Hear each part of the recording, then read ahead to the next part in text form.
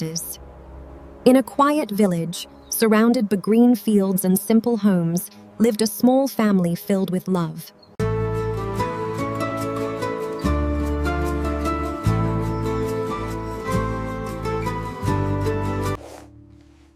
Would you girls like some snacks? Oh, no thanks. We're good. And his flock not what Ali had imagined. The city was not what Ali had imagined. Life was hard, jobs were scarce. Respect and patience lead to success. You don't understand today's world.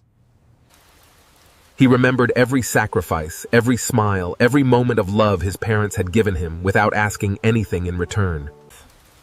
One cold night, sitting alone in the rain, hungry and exhausted.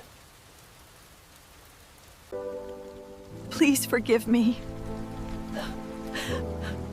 A parent's love never ends. Thing in return.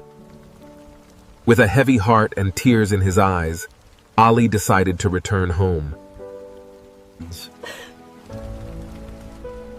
That day, Ali learned the greatest lesson of his life.